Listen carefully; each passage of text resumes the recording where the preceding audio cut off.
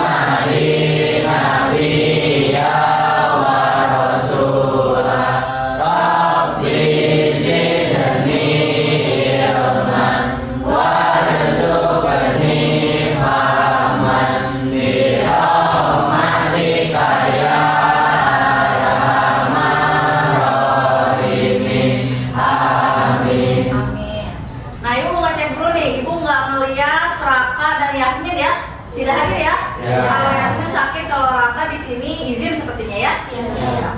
Oke, selanjutnya seperti biasa Ibu mau ngasih tahu kalau hari ini di dalam pembelajaran tidak memainkan HP apabila Ibu tidak memberikan instruksi. Siap? Siap. Oke. Sebelum melaksanakan kegiatan, mari kita menyanyikan Indonesia Raya terlebih dahulu. Kepada semuanya silakan diikuti.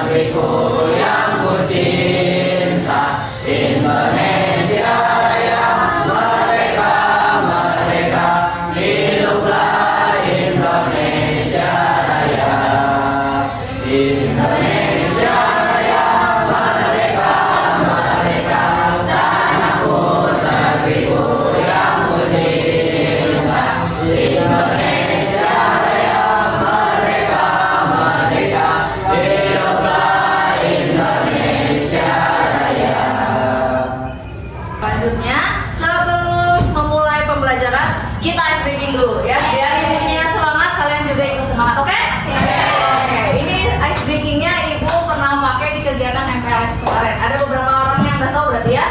Namanya buka tutup ya, buka tutup dan ya, buka tutup. Jadi buka tutup, bertepuk tangan, buka tutup, tepuk tangan lagi, digulung-gulung, tertawa hihi, digulung-gulung, tertawa haha.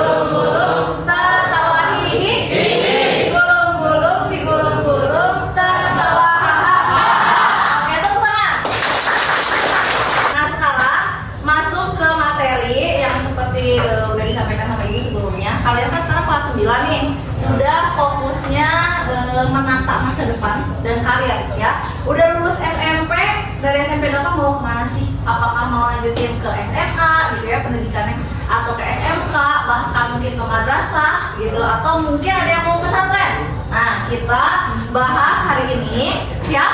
Siap. Tujuan layanannya ini sampai dulu. Tujuan layanan hari ini adalah agar kalian bisa memahami pentingnya perencanaan karir sejak dini. Terus yang kedua, kalian juga agar mampu mengenali minat, bakat dan potensi diri dalam diri kalian sendiri, gitu ya. Terus yang ketiga, kalian bisa menyusun rencana masa depan yang realistis, ya. Idealis itu penting, idealis itu juga bagus, tapi realistis lebih penting. Terus yang terakhir adalah agar kalian mengetahui langkah-langkah merancang karir sejak dini. Ibu mau jelasin, apa sih itu karir? Karir adalah rangkaian pekerjaan atau profesi yang ditempuh seseorang dalam hidupnya, baik dalam jangka panjang ataupun pendek. Contohnya, apa ini contohnya? Kalau ini kira-kira ada profesi apa lagi yang kalian tahu selain yang di sini? Masinis. Polisi. Apa teknik? Polisi. Pintar lagi? Ada lagi? Tentara juga gitu ya. Nah, dan lain sebagainya. Jadi banyak banget di dunia ini berbagai macam profesi. Ini kan biasanya yang klise ya, yang tahu, yang biasanya banyak orang tahu. Ini loh kayak, kamu udah gedenya mau jadi apa? Jawabannya paling dokter. Gitu ya, jawaban klisenya. Cuma ternyata banyak banget profesi di dunia ini yang sebenarnya kita nggak tahu. Kalau zaman sekarang profesi yang lagi hits adalah jadi content creator. Nah, itu juga profesi kan, content creator, YouTuber gitu ya. Atau sekarang streamer, apa? Artis juga bisa gitu ya, selebgram gitu ya, itu kan jadi profesi juga. Atau bahkan sekarang tuh karena dunianya digital, profesi yang terbaru adalah menjadi programmer. Betul? Ya, ketik-ketik gitu ya, bikin aplikasi dan lain sebagainya. Lanjut, kenapa sih karir itu perlu direncanain sama kalian gitu ya? Yang pertama, agar kalian punya arah hidup yang jelas, ya. Nggak cuma diem aja, makan, tidur, main gitu ya. Jadi hidupnya harus jelas, ada tujuannya. Oh, saya tuh pengen menggapai cita-cita saya sebagai apa? Nah, itu kita rencanakan di sana.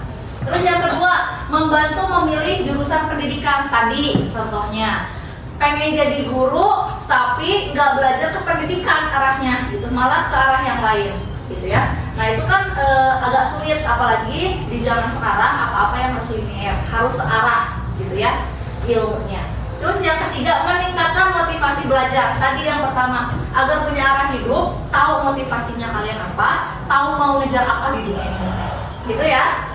Terus yang terakhir, menghindari salah pilih di masa depan. Nah, ini banyak banget orang-orang yang seumuran ibu gitu ya, yang harusnya sudah menikmati pekerjaannya, profesinya gitu, tapi mereka masih melulu merasakan bahwa salah pilih. Dulu teh kenapa sih nggak masuk jurusan ini aja? Kenapa sih asal bilang dulu asal masuk kuliah lah yang penting mah gitu. Nanti kerja mah gimana nanti? Nah, itu kita hindari dari sekarang biar tidak ada rasa penyesalan di masa yang akan. Oke? Terus faktor-faktor penentu karir ada 5. Siapa yang bacain? Siapa yang bacain? Olin? Boleh? Gak kelihatan? Di sini ayo bacain ya. Atau di sini yang depan? Boleh. Yang ke-1 ada minat, hal yang disukai. Yang kedua bakat, potensi bawaan.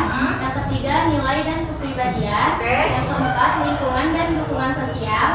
Yang kelima peluang kerja di masa depan. Oke, bagus. Nah, ini jadi faktor-faktornya balik lagi dari dalam diri kalian ataupun lingkungan sekitar, ya. Bukan cuma gara-gara itu mah bisa masuk atau bisa kerja di profesi tersebut gara-gara ada orang dalam. Itu kan banyak ya yang berkata seperti itu. Bahkan banyak yang masuk lewat orang dalam, tapi kalau nggak punya minat, bakat ataupun nilai dan kepribadian, dia nggak akan sukses, dia nggak akan lancar gitu ya di profesinya tersebut. Makanya kenapa harus memiliki minat, bakat, nilai dan kepribadian yang bagus, lingkungan dan dukungan sosialnya, dan punya peluang kerja di masa depan. Jadi itu adalah 5 faktor-faktor penentu. Oke, lanjut. Cara mengenali dirimu sendiri. Tanya sama diri kalian sendiri. Apa sih yang kamu sukai? Apa yang aku sukai? Apa sih yang aku bisa? Gitu. Abril, coba ibu mau nanya. Abril kira-kira suka apa sekarang? Edit? Main games? Atau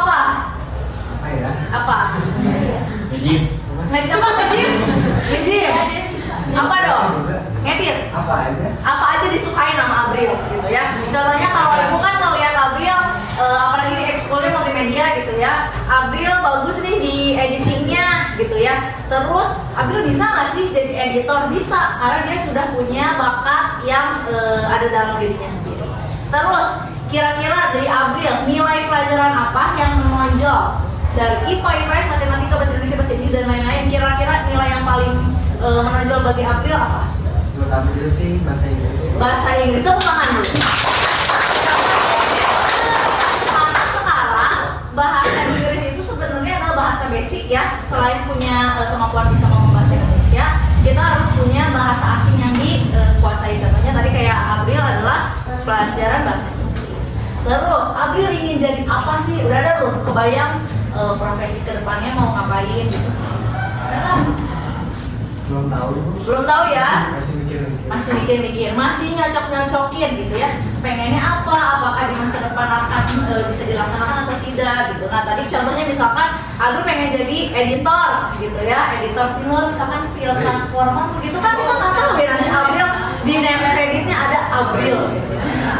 Terus adalah evaluasi diri secara berkala. Nah tadi contohnya kayak Abril udah pengen jadi editor, udah bisa gitu, udah mampu.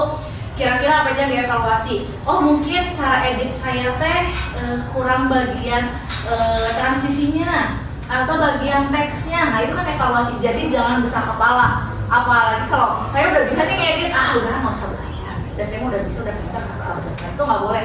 Ya harus terus belajar dan evaluasi diri. Lanjut.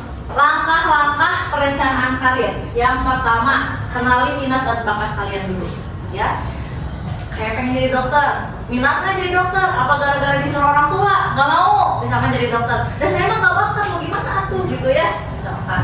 Terus yang kedua, menentukan tujuan jangka pendek dan jangka panjang. Jangka pendek itu yang bisa dicapai kurun waktu sekitar 1-2 tahun. Kalau jangka panjang sekitar 10-20 tahun apa sih yang bisa dilakukan. Terus yang ketiga, memilih jurusan sesuai potensi tadi. Contohnya, ingin jadi dokter, lolos jadi dokter gitu. Tapi apakah kamu punya potensi nggak di sana? Siap nggak menerima ilmu-ilmu kedokteran gitu ya, yang kuliahnya lama banget gitu? Siap nggak gitu? Kalau misalnya nggak siap, pikir lagi, pikir. Terus yang keempat, menentukan strategi atau langkah nyata. Contoh, mau jadi dokter harus banyak belajar, betul? Harus bisa bahasa Inggris. Karena kan banyak tuh kata-kata atau kalimat-kalimat yang menggunakan bahasa Inggris, gitu ya. Yang kelima adalah konsultasi dengan guru BK atau orang tua. Nah ini, komunikasikan dengan orang tua sesuai dengan minat dan kemampuan kalian. Tadi ya bakatnya udah nggak di dokter, mau gimana gitu. Ada nggak cara yang lain? Mungkin jadi apoteker atau jadi perawat, itu kan sama ya, satu rumpun gitu.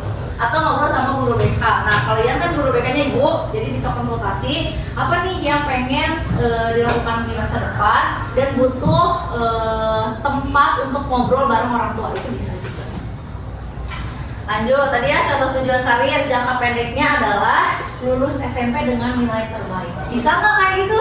Insya Allah. Insya Allah ya, harus bisa diusahakan. Terus yang kedua, masuk SMA, SMK, MA sederajat yang sesuai dengan minat. Tadi ya pengennya ke SMA 24 gitu ya. Yuk kita kejar targetnya biar kita bisa masuk ke SMA 24. Jangka panjangnya adalah menjadi arsitek profesional contohnya, atau mendirikan usaha sendiri. Pengusaha sekarang kan lagi musim ya, usaha-usaha buka buka contohnya dari afiliat dulu gitu ya.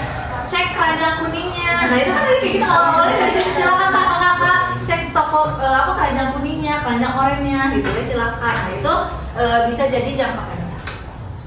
Terus tantangannya tadi udah ya, faktor-faktor, langkah-langkahnya. Tantangannya kira-kira apa aja sih? Yang pertama, kalian belum mengenal diri sendiri. Masih ngajarnya gimana mama gitu ya. Masuk SMA ya gimana mama weh, gimana bapak weh gitu ya. Atau enggak, oh itu Polin mah kesana aja, aku dulu pengen aja gitu ya, ikut-ikutan. Terus yang kedua, ada tekanan dari lingkungan. Nah ini biasanya sangat mempengaruhi. Orang tuanya yang tetap teguh pendirian gitu ya. Kamu harus jadi A, B, C, D, anu. Nah, itu tetap, itu pasti ada dan dialami oleh setiap orang ya. Terus yang ketiga, takut gagal. Itu pasti saya kayaknya nggak bisa deh gitu ya. Nggak yakin saya gitu. Jadi terlalu banyak ketakutan dalam diri kalian.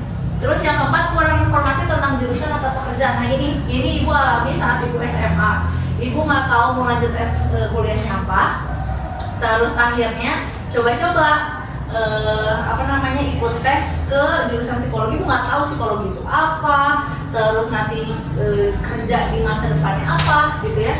Fungsinya apa, tugasnya apa, nggak tahu. Jadi pas lulus, ibu baru baca-baca. Nah itu minimnya informasi tentang jurusan atau pekerjaan. Solusinya tadi komunikasi, konsultasi, dan eksplor diri. Sekarang ini udah di bagian kelompok ya. Kelompok 1 acungkan tangan. Oke, hadir. Kelompok 2. Oke, kelompok 3 di sini. Kelompok 4. Oke, kelompok 5. Kelompok 6. Oke. Nah di sini ibu bakal bagiin LKPD, yaitu lembaga kerja peserta didik. Di sini ada 2 aktivitas ya. Nanti ibu bagikan, silahkan diskusikan. Aktivitas pertama mengenai puzzle profesi ya, mengenai puzzle profesi. Silahkan susun puzzle-nya dan lihat ini tuh profesi apa dan tuliskan di bagian bawah menggunakan sticky note ya. Tuliskan profesi apakah tersebut. Di diskusi yang kedua, aktivitas kedua adalah diskusi kelompok. Di sini ada 4 pertanyaan. Ini tuh termasuk dalam bidang karir apakah gambar puzzle tersebut. Nah itu kalian silahkan isi, diskusikan di sini. Ada terus sebutkan contoh-contoh pekerjaan atau profesi lainnya. Itu silahkan tulis juga di nomor 2. Yang nomor 3, jika memilih karir ini, studi apa saja yang harus ditempuh. Tadi mau jadi guru harus berarti kuliah pendidikan. Mau jadi dokter harus kuliah kedokteran? Iya, ya. Dan lain sebagainya. Terus yang terakhir adalah soft skill apa saja sih yang dibutuhkan untuk karir tersebut. Tadi kalau mau jadi penyanyi harus bisa nyanyi nggak? Iya. Iya. Nah itu soft skillnya harus bisa menyanyi, terus tidak buta nada, gitu-gitu ya. Nah itu soft skill. Jadi silahkan diskusikan. Waktunya sekitar berapa menit nih? Mau 15 menit? 20. Cukup ya? 20 menit? 15 sampai 20 menit ya. Silahkan diskusikan. Boleh untuk kelompok 2. Ini untuk kelompok 1. Mana lagi? Ini kelompok 3 boleh? Permisi. Ini kelompok 4. Ini kelompok 5. Dan ini kelompok 6.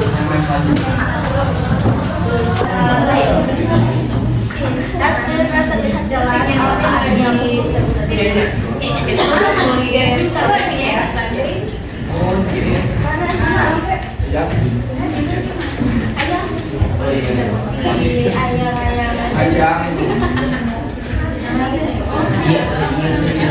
beda. Tiap kelompok ada beda versinya. Sampahnya, sampah double-nya dimasukkan ke plastiknya aja ya, biar tidak menyampah.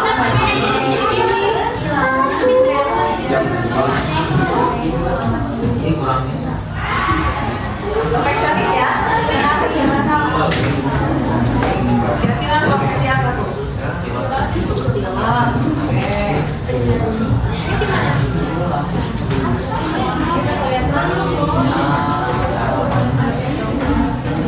Kamu ada tugasnya, bukan double grip.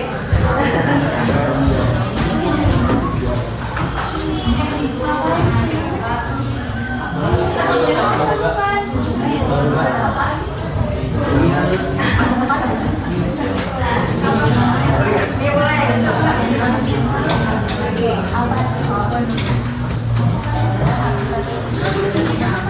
Udah selesai? Mana? Betul, bisa. Good. Boleh. Selanjutnya misalkan aktivitas 2. Diskusi boleh. Ya. Profesi apa tuh? Arsitek. Membangun apa itu? Jangan lupa ditulis di sticky note ya.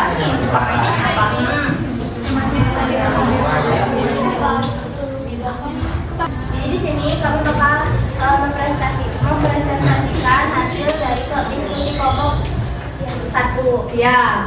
Jadi yang pertama itu Profesi apa kira-kira? profesi apa ya? Ada yang bisa nebak ini apa? Apa profesi apa kelihatan? Nelayan. Katanya Nih ada yang jawab betul. apa?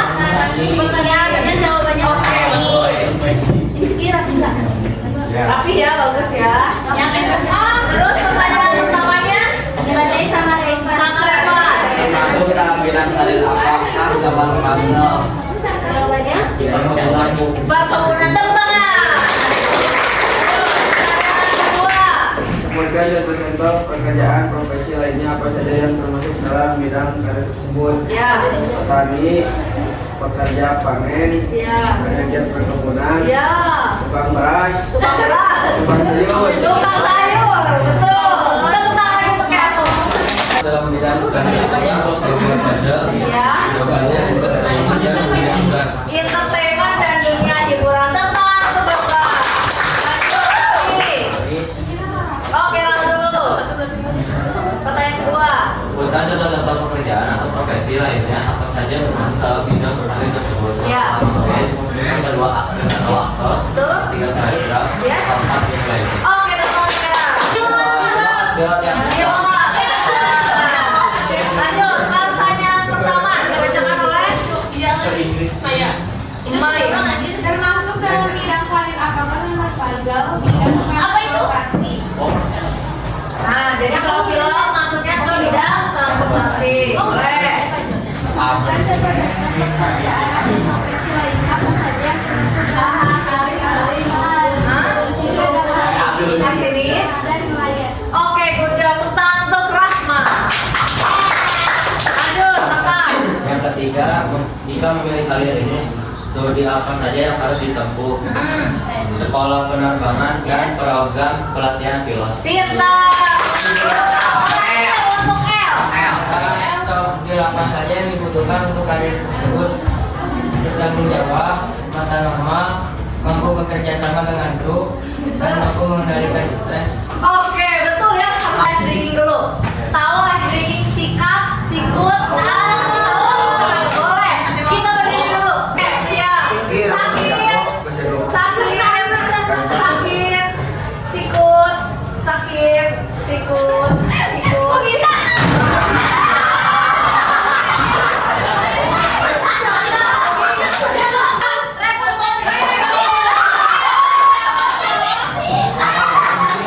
Boleh, pertanyaan pertama. Pertanyaan pertama. Dalam bidang karir apa? Gambar pagar, Jurnalistik, tepuk tangan. Pertanyaan kedua. Kan contoh-contoh pekerjaan atau profesi lainnya apa saja yang termasuk dalam bidang karir tersebut? Ya. Jurnalis, konten kreator, wartawan, fotografer, pembawa, baca tulisan. Oke, tepuk tangan. Lanjut, Rizky. Jika memilih karir ini, studi apa saja yang harus ditempuh, yaitu public relationship. Relationship, public relationship. Oke. Tahu kan? Terakhir. Skill apa saja yang dibutuhkan untuk karir tersebut? Public speaking, menyusun informasi berita. Pintar, tepuk tangan. sebutkan satu-satu pekerjaan profesi lainnya apa saja yang termasuk dalam bidang karir. Yang pertama ada dosen, lalu ada guru les, Ya. guru jasmani atau rohani, dan guru konseling. Pintar, tepuk tangan. Selanjutnya. Jika memilih karir ini, studi apa saja yang harus ditempuh? Harus memang menempuh pendidikan S1, juga menguasai dasar-dasar materi pembelajaran di bidang tertentu. Good job. Tepuk tangan lagi. Ini lama sih ini. Pertanyaan terakhir. Apa saja yang dibutuhkan untuk karir tersebut? Ini dasarkan dia menguasai materi pembelajaran, memahami karakter dan juga bimbing. Oke, good job. Tepuk tangan untuk Rahma. Dalam bidang karir Ya. bidang karir Bidang kesehatan, tepuk tangan bersama.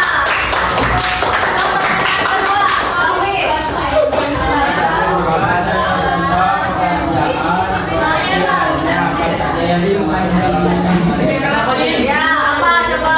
April. Dokter umum, perawat, dan dokter spesialis. Ya. Oh, udah tentang April.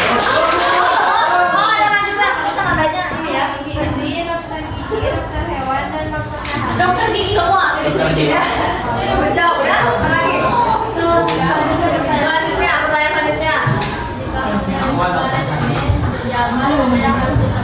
Tuh. Tidak tuh.